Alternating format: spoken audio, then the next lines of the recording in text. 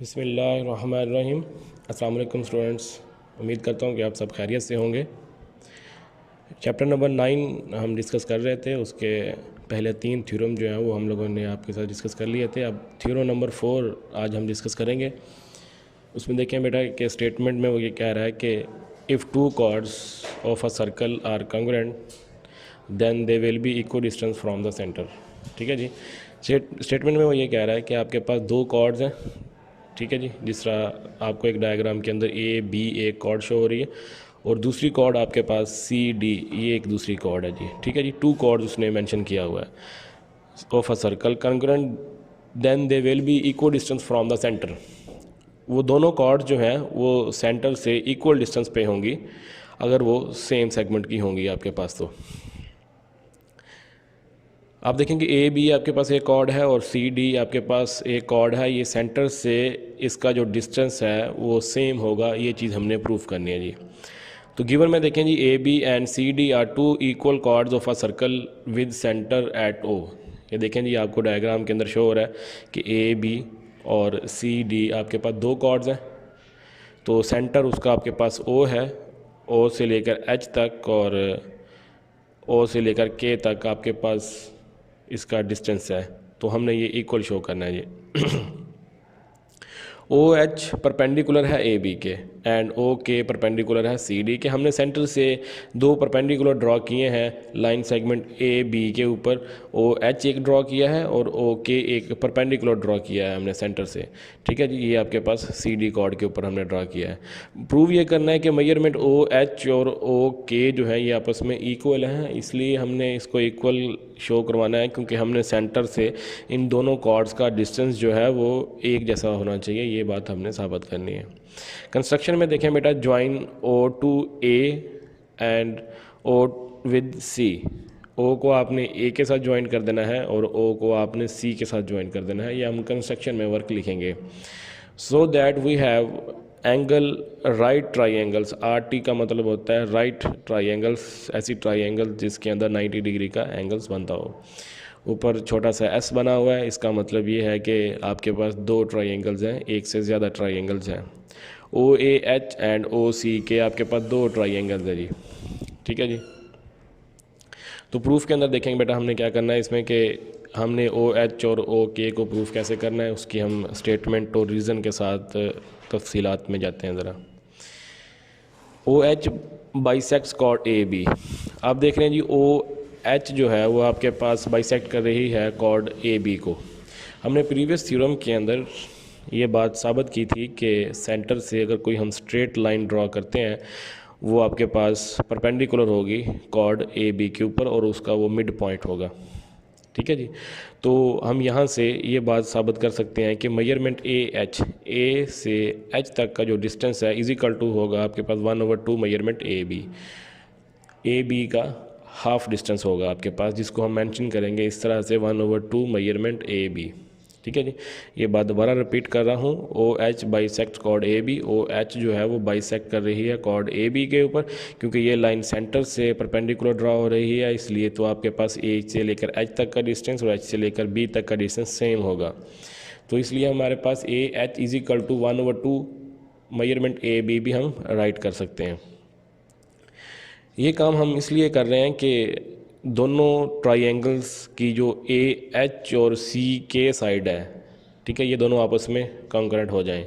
अगर ये दोनों कंकरेंट हो जाएंगी तो बाकी साइड्स जो ट्राइंगल की होंगी हम उनको भी कंकरेंट प्रूव करके इस ट्राइंगल को हम कंकरेंट प्रूव कर देंगे और हमारे पास ओ एच और ओ के साइड ऑटोमेटिक इक्वल हो जाएगी। अब दूसरी तरफ देखें कि ओ के जो है ये बाइसेक्ट कर रहा है सी डी को।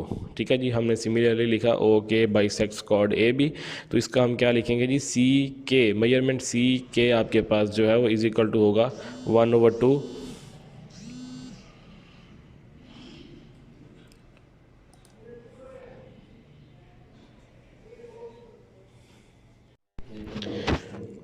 Similarly O K bisect chord A B measurement C K is equal to 1/2 measurement C D. ये दोनों स्टेटमेंट्स आपके पास आ जाएंगी, जिसको हम क्वेश्चन नंबर 1 का और क्वेश्चन नंबर 2 का नाम देंगे और रीज़न के अंदर हम measurement O K bisects chord C D, measurement C K is equal to 1/2 measurement C D. ठीक है जी, ये भाई आपके पास दो स्टेटमेंट आ जाएंगी, एक क्वेश्चन नंबर 1 का नाम दे देंगे और एक को हम क्वेश्चन नंबर 2 का नेम दे देंगे। और रीज़न के अंदर देखें बेटा कि ओ एच परपेंडिकुलर है ए बी के, ये हम रीज़न में लिखेंगे। बाय थ्योरम 3 नहीं लिखेंगे, हम इसकी स्टेटमेंट लिखेंगे कि आप थ्योरम नंबर 3 की जो स्टेटमेंट थी तो वो हम राइट करेंगे, बाय थ्योरम नंबर 3 नहीं लिखेंगे। ओ के परपेंडिकुलर है सी डी के, सेम वैसे ही करेंगे, बाय थ्योरम 3 जो है वो हम राइट नहीं करेंगे। उसके बाद बेटा measurement A B is equal to measurement C D जो है ये हमने इक्वल है आपके पास, क्योंकि आपके पास मेजरमेंट ए बी और सी डी ये दोनों कंकरेंट जो हैं ये आपको स्टेटमेंट के अंदर गिवन दी गई हैं कि ये दोनों कॉर्ड थी, ये आपके पास दोनों इक्वल हैं, तो इसलिए हम रीज़न के अंदर लिख देंगे कि ये आपके पास क्या है जी, गिवन में है। अब क्वेश्चन नंबर 1 और क्वेश्चन नंबर 2 और ये जो हमने अभी एक क्वेश्चन बनाई है क्वेश्चन नंबर 3, इन दोनों के रेफरेंस से हम ये बात साबित कर सकते हैं कि measurement A H is equal to measurement C K आपके पास क्या है जी, ये दोनों आपके पास इक्वल हैं। यूजिंग क्वेश्चन नंबर 1, 2, 3 जो पहले हम ये दो क्वेश्चंस बना के आए, क्वेश्चन नंबर 1 ये आपके पास और क्वेश्चन नंबर 2 ये है, तो इन दोनों की बेस पे हम ये बात कह सकते हैं कि measurement A B is equal to measurement C D आपके पास दोनों इक्वल है। तो hence measurement A H is equal to measurement C K. अब यहाँ से ये बात हमने प्रूफ कर दी कि measurement A H is equal to measurement C K, ये दोनों साइड्स जो हैं वो आपके पास इक्वल हैं। अब ट्रायंगल की रिमेनिंग साइड्स को हम इक्वल साबित करते हैं, जिस तरह मेजरमेंट ओ ए और ओ सी ये आपके पास जो दोनों साइड्स हैं ये आपके पास इक्वल हैं, क्योंकि ये सर्कल का सेंटर से लेकर बाउंड्री तक का जो डिस्टेंस होता है वो आपके पास सेम होता है, तो इसलिए रेडियस होने की वजह से ओ ए और ओ सी जो है ये दोनों आपके पास क्या हो जाएंगे बेटा, इक्वल हो जाएंगे। ये स्टेटमेंट आपके पास लिखी हुई है, hypotenuse O A is equal to hypotenuse O C, और यहाँ पे स्टेटमेंट में लिखेंगे radius of the same circle, और यहाँ पर हम एक स्टेटमेंट लिखेंगे now in right triangles O H correspondence O C K. जब ये स्टेटमेंट आपके पास इक्वल हो जाएगी तो वहाँ से हमें ये बात साबित हो रही है कि ये दोनों के दरम्यान में करॉस्पॉन्डेंस है, कि दोनों जो है आपस में मुमासलत एक जैसी रखती हैं, इनकी कोई एक साइड जो है वो कॉमन ज़रूर है। तो इस बेस पे फिर हमने ट्रायंगल को इक्वल कंकरेंट करने के लिए एक आपने हाइपोटेन्यूस वाली साइड ले ली, जिसमें हमने ओ ए और ओ सी रेडियस जिसको रेडियस का नाम दे दिया कि रेडियस है, इसलिए ये दोनों साइड्स आपस में क्या होंगी, इक्वल होंगी। और दूसरी बात हम ऊपर प्रूफ कर चुके हैं कि आपके पास मेजरमेंट ए एच और मेजरमेंट सी के, ये देखें आपके पास मेजरमेंट ए एच और मेजरमेंट सी के ये दोनों ट्रायंगल की ये दूसरी साइड है, ये भी आपके पास क्या हो जाएंगी, इक्वल हो जाएंगी। तो जब ये एक साइड और एक हाइपोटेन्यूस आपके पास जब इक्वल हो जाता है तो हम यहाँ पे पास्टुलेट यूज़ करते हैं HS पास्टुलेट।